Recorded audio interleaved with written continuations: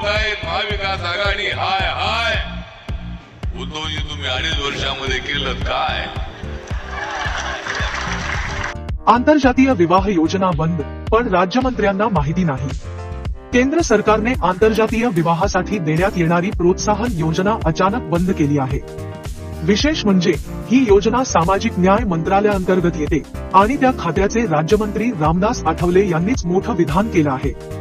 मी या खात्याचा राज्यमंत्री आहे, पण मलाच या योजनेच्या बंद होण्याची माहिती दिली गेली नाही, असं आठवले यांनी स्पष्ट केलं.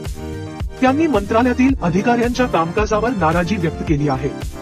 या योजनेअंतर्गत आंतरजातीय विवाह करणाऱ्या जोडप्यांना आर्थिक सहाय्य दिलं जात होतं. अनेक दलित आणि मागासवर्गीय हितधारकांसाठी ही योजना उपयुक्त ठरत होती. मात्र अचानक बंद झाल्याने अनेकांच्या मनात संभ्रम निर्माण झाला आहे. रामदास आठवले यांच्या या विधानामुळे केंद्र सरकारच्या यंत्रणेतील समन्वय अभाव पुन्हा एकदा चर्चेचा विषय ठरला आहे.